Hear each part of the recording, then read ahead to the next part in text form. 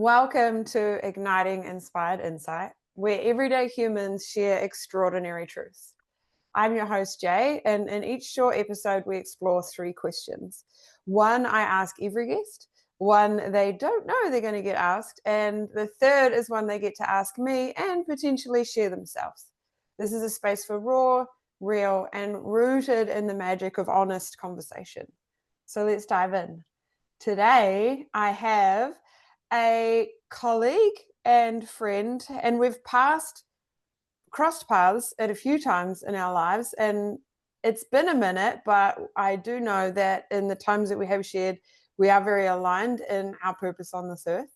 So it was a no-brainer to ask Prajesh to join us today on this podcast, and I'm really honored to have you here. We've woven paths mainly in the coaching world and in NLP and in our study, and in other places. So I'm really excited to have you here, and I wanted to hand it over to you for just a moment to share who's Prajesh. Gotta go to Roddy. Thank you, Jay, for having me. It's a real pleasure to be here. Where my Prajesh wears many hats, but I think the hat that I'd like to talk about today is the hat of serving people through my own experiences, but also learning from people because they have their own experiences. And one of the things I remember is the more I learn, the less I know, and which is why I'm here just to learn from people, to know that I don't know everything. So that's why I'm at the moment, at this point in time in my life. It's so true. It's so true. I remember it many times being in that. The more we learn, the more we don't know. But in that's to me the alignment of life, right? The curiosity. Yeah, totally, totally. If you're not curious, then you are you even growing? Yeah. Here's to that. Let's get Yeah, curious with these questions then. totally. Yeah, get amongst it. Yes. So we're going to dive into the common thread. This is a question that you were aware of before we Yeah, began. So, asking you, what is one moment, belief, or experience that changed the way you see the world? yeah. This when you sent me this question, I was like, oh, what is that one moment? Because every moment is a moment, and to think about it deeply was there's one moment that stands out for me, and it's my mum. So a few years ago, my mum was diagnosed with cancer, and when you get the phone call to say your mum's got cancer, or anyone that's loved, as you know, Jay, this is it's a moment in life that you just remember. It's like a moment. And I went back to Zimbabwe to help through the chemo treatment. So we took turns. My brother, there's three of us, so I would go, come back to New Zealand. My brother would go, come back, and we try and help our dad, and that was all good. And we knew the chemo treatment plan. Okay, we just knew it was locked into our heads. And then I was back in New Zealand, and I was saying to my mum, "Hey, how's the chemo?" And she's like, "No, no, I don't feel well. I'm not going to go to it." This happened for about 4 weeks, and I was like, "This is weird that my mom's not going to chemo. Like, what is happening here?" And then I was like, "Mom, what are you not telling me? Like, what are you not telling me? Because this is so strange." And she said to me, "Hey, Prajesh, I've stopped taking chemo." And I was so angry. I was like, "What are you doing, Mom? This is crazy. This is ridiculous." And she said, "Hey, Prajesh, just stop for a second. Are you angry because you are going to lose me? Or why are you angry?" And she goes, "Because this is a choice that I've made. Because every time I went to chemo, I was dying more than I was living." And that just stopped me for a second because I was getting angry not because of her. I was getting angry because I was going to be losing somebody or thought I was going to lose somebody. And she said to me, every time I went to chemo, I'm dying more than I'm living. So what is the point of that? I'd rather spend X amount of time enjoying my life. So I made the choice not to go to chemo and enjoy my life. And what will be will be. And I believe in the greater that things will work out. And why is that a moment for me? It's a moment because too many times I felt that in my life or in our lives, we do things for ourselves. We get angry or we get upset because of how it's going to affect us without thinking about the other person. And that just flipped my whole script about everything that I do now. Is that actually, what am I doing in my life that's about me, that's being selfish versus actually, hey, being selfless? And that's a moment that's just shifted everything for me. And yeah. It's a Mm, moment that has stood with me for a long time as I think about that one message. She said, "Who are you actually angry with?" mm-hmm. Mm, Yeah. that's really powerful. Thank you for sharing. No, thank you for the question. It's also until you get have that conversation, we don't really understand what treatments like that are like. Yeah, And I mean, you know that I'm very familiar with that environment and that situation of treatment and all that sort of thing. And being able to honor her autonomy and like really just like this is what she feels and wants is a really big leap, especially as a family member. yeah, and this is why I was like, you know exactly the story exactly because we've both lived through this, and and it's so hard to let someone that you love you've been told treatment is the way to go and da da da da da da. But when they just say to you, actually, I just let me be, and you're like, oh, can I just let you be? Until you Mhm. see the power in the words, and yeah, it's to me, it just made me really think about a lot of things about when people are going through illness or through pain or through their own suffering. Mhm. When we want to end the suffering, who is it for? And it goes back to when I think about, when we have a sick animal, the kindest thing is to let them, to put them down because Mhm. when it comes to humans, we're so attached. We're like, no, no, no, we got to keep them living, even though they might be suffering. It's such a crazy mind warping out in my head, and I still can't get over it. And I think about it. It's something I think about quite a bit about how do we Mhm. navigate that? Yeah, I agree. And I remember having that very same perspective. It's like it you can go because then your suffering will be over. Yeah. And this is for me and my sister. And Yes. knowing that like that is the greatest gift you can give them, more so Yeah. than our human selfishness of like, but I don't want you to leave. That's right. And Exactly. it's Yeah. it's just such a challenging place to navigate. And I know that there was so many people around my sister who went through that journey of like, oh no, my wanting you to stay actually equates to you being in more suffering. Yeah. And that is not true peace and love. Yeah. Totally. And I Mm, think that, as you said, that's the thing. It's you're wanting to stay versus the other person. It's so crazy. Again, it comes down to what we think is right for us, and we forget about the person or the people that are going through whatever it is. In this case, it was a cancer illness, but it could be anything. If we equate it to mhm. anything in life, we go, okay, actually, wait a minute, let's pause for a second and go, whose story are we actually telling here? Agreed. Yeah. Agreed. Yeah. Thank you for sharing that answer. I really appreciate that. It's a No, beautiful thank you. thing. Mm. It really speaks to living and dying and the Yeah. choices we make, and Yeah. also suffering and our Yeah. awareness around that. Yes. Yeah. Mm. Yeah. Or lack of as well. True, Yeah. true. Yeah. Yeah, yeah, yeah, yeah. The level of awareness we have, and I mean, we can speak to that because we've had our direct experience, and so it also makes sense that a lot of people don't have that level of awareness because it can take a direct embodied like being there in that moment with probably more so with like an immediate family member or someone that you have 100%. deep love for us to really get that Yeah. perspective. That's right. And this is true. A lived experience is a lived experience. And, and this is why you can't even negate somebody else who doesn't feel that because, as you said, they haven't gone to that experience and it's through no fault of their own. It's just a different world. And again, you get angry at other people. And wait a minute, actually, their world is their story is very different and my story is very different. So, and anger is a theme that comes across in my life quite a bit. And I have to think about where that comes from and what holds that back and what it brings up. And a lot of the times it's because of the story I'm telling myself about other people, Hmm. um, versus the real story, the Yeah. quotation mark. Yeah. Yeah. Which, reflecting that back, this is exactly why, I'm here and why I wanted to share this podcast is like, until we really hear like deep and direct experiences in this, especially in suffering, living, and dying, we don't have that understanding. And so, hopefully, with someone, who hears this can maybe step towards that perspective, and it can really highly serve the experience that they're in. Not that I hope that that's happening, but it is a very real part of being human is cancer and is suffering and the human condition, right?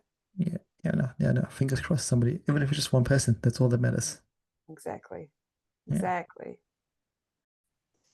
So here we move into the second portion, which is in the moment, meaning that Prajesh doesn't know what question I'm about to ask him. So this question I really just kind of felt was in alignment. And I'm curious, I'm super curious.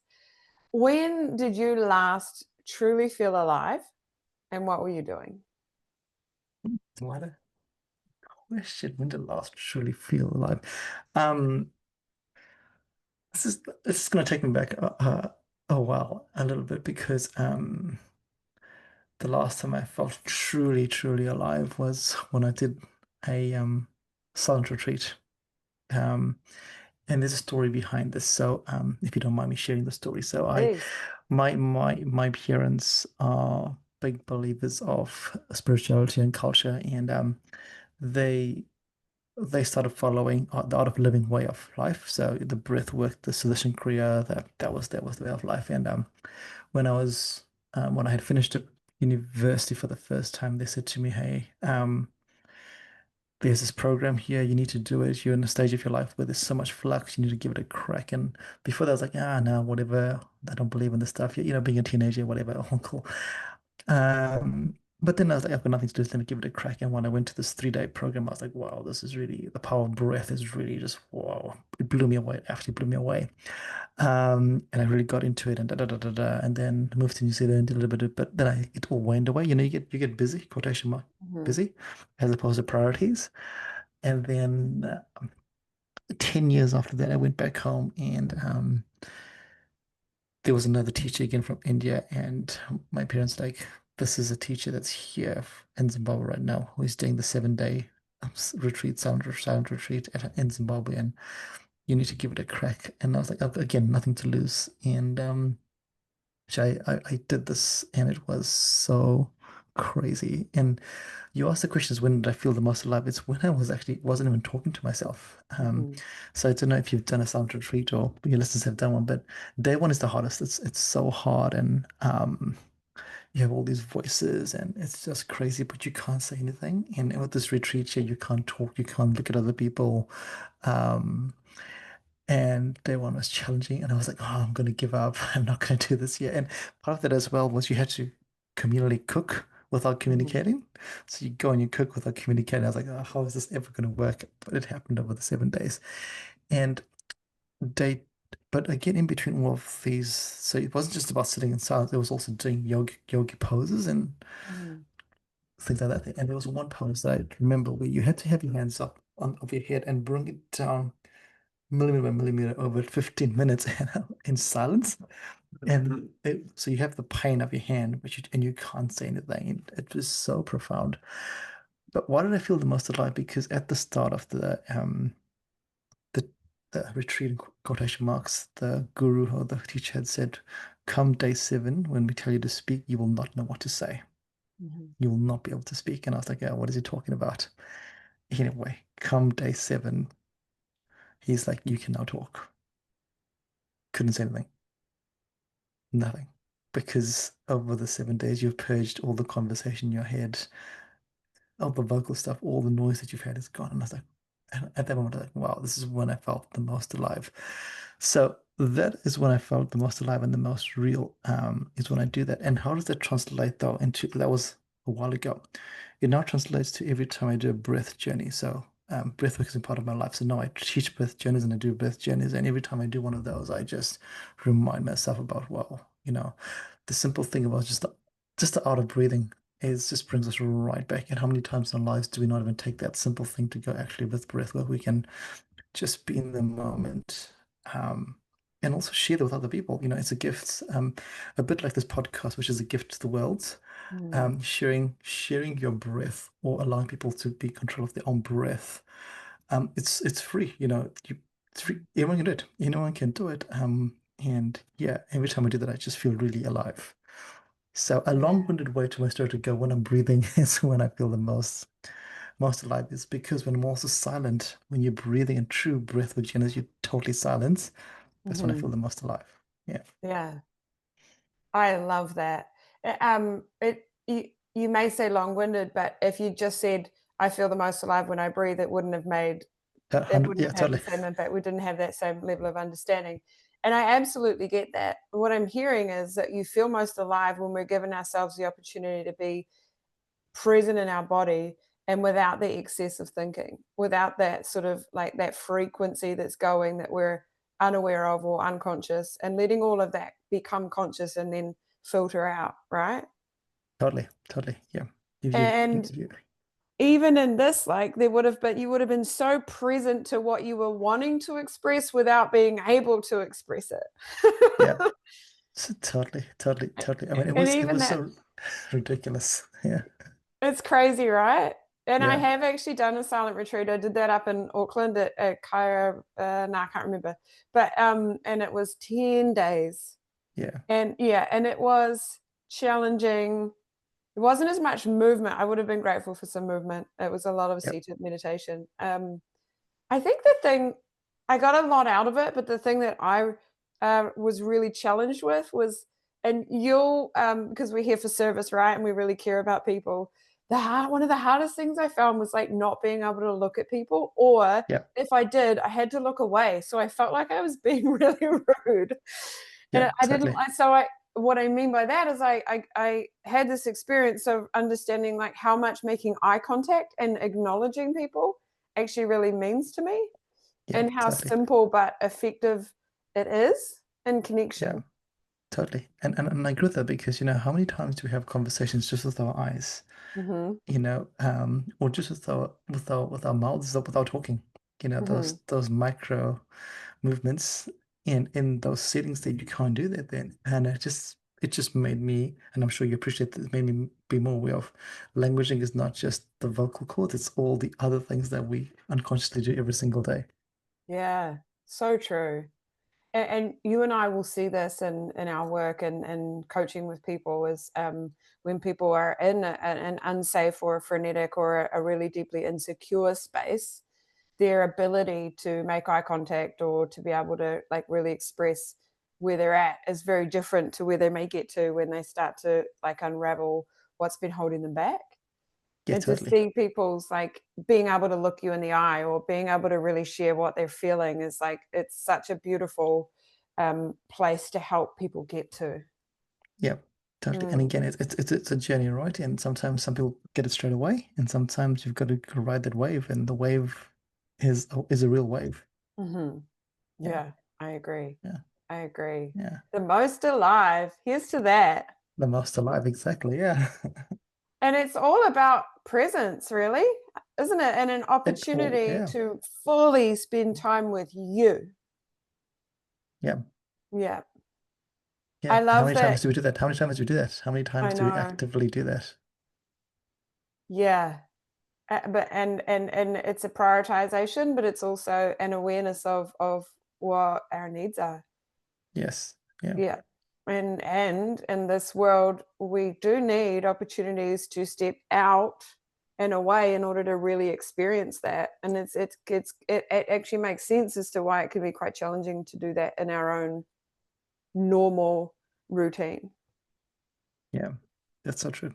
That is so I true. love that each time you So go true. home, it's like, yeah, go do this.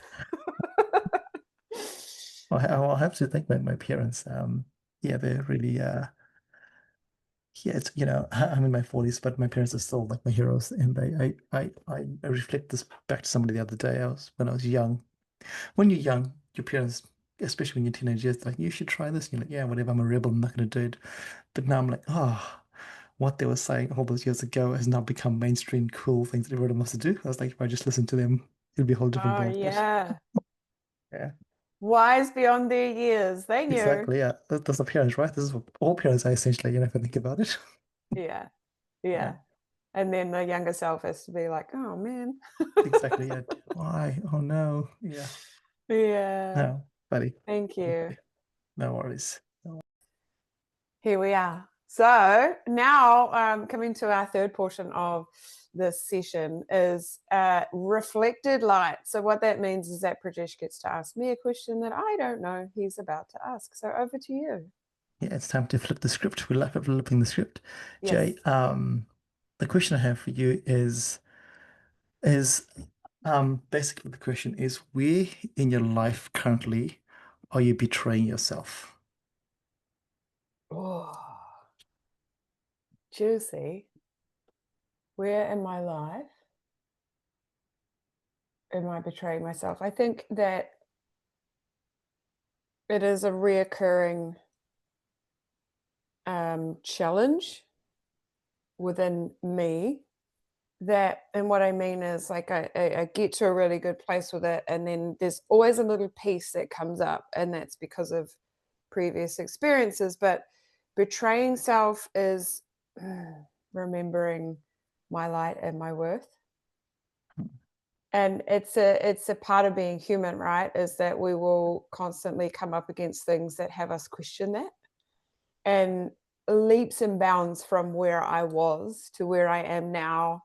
But what I'm sharing is that it still comes up, and it's Yeah. still a constant choice to choose me over old versions of insecurity or fear or lack of belief in my worth. And that's why I do the work that I do, is because I know it is a work in progress. I know that there are many layers and tendrils to that healing and that certainty that need constant nourishment. And so for me, it's betraying self. I think that's when I let those old themes or those old energies come back, and it's not conscious, so it's not a fault. And then it's, I think betraying is quite a harsh word, isn't it? Like, wait, I chose that word on purpose. yeah, Yeah. yeah, yeah, Yeah. yeah. But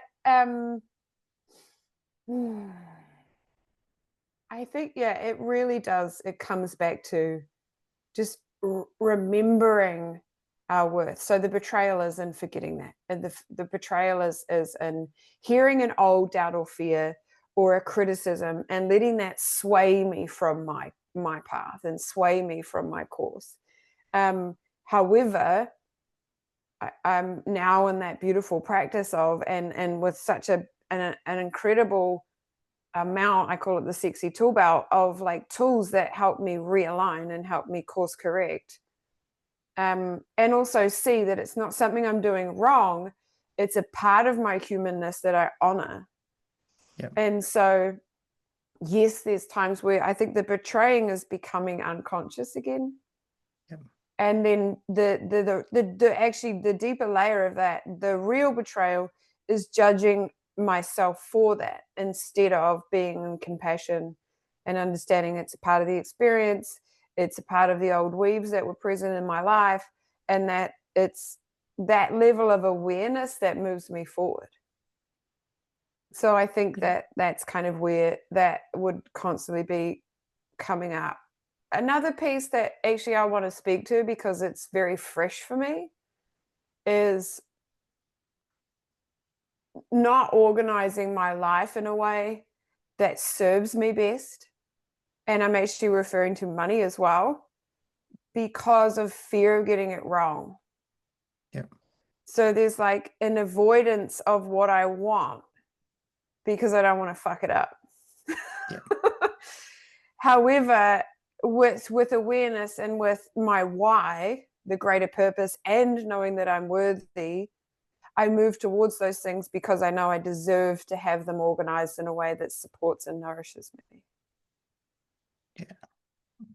I Mm. love that answer, Jay. And I love that answer because the reason I asked that question is because a lot of us don't actually think about where we actually betray ourselves in our lives, because we do it every day, either consciously, unconsciously, and whether it's that negative thought or whether it's the fear of success or the fear of doing things incorrectly or all those things, the languaging, but the world doesn't see that. The world Mm-hmm. sees Jay. The world Mm-hmm. only sees Jay when she's doing awesome, or Jay when she's not doing awesome. That's all we see, right?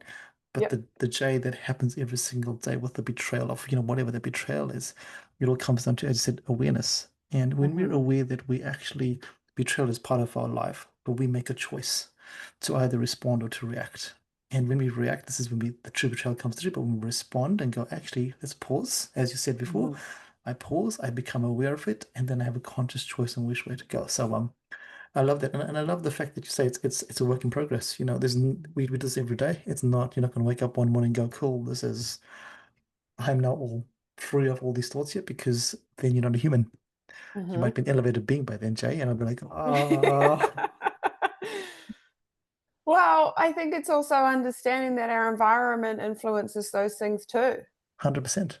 And being around those energies, whether they're old relationships or people who potentially haven't got that level of awareness, will potentially trigger those old ways within us. And Yeah, again, that's just another time I just think about flexing the muscle of like being in the practice yeah, and totally. building.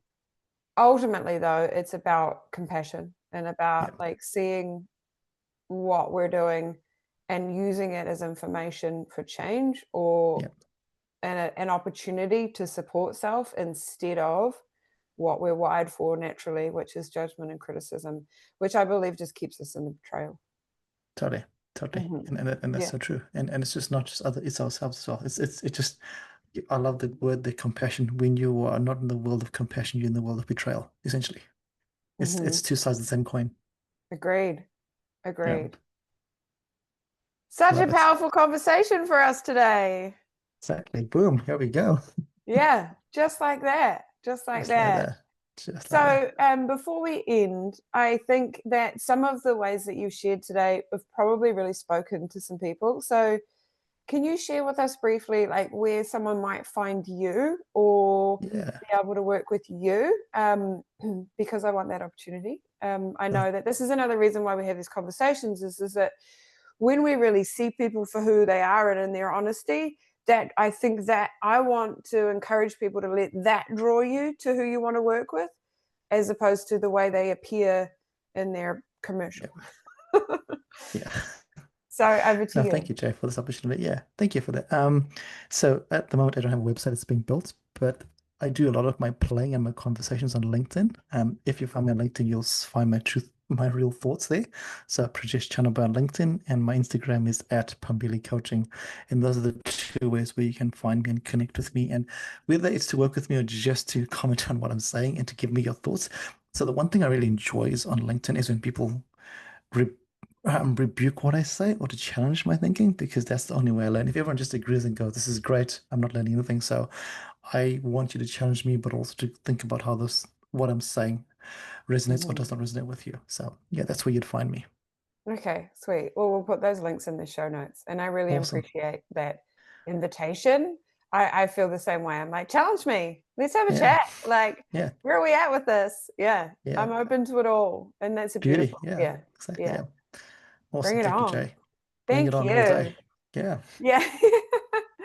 So I want to thank everyone for joining us. And I really do hope that you got what you needed from this conversation in some way, maybe sparked your heart, maybe inspired a conversation that you'd like to have with someone else, or just brings you into a different, not necessarily better or worse, but a different level of awareness of self or what might serve you. So, again, thank you. If you really feel like this might spark someone else's heart, we would appreciate your sharing. And until next time, stay curious, be kind, and keep the flame alive. Bye, everybody. Ciao.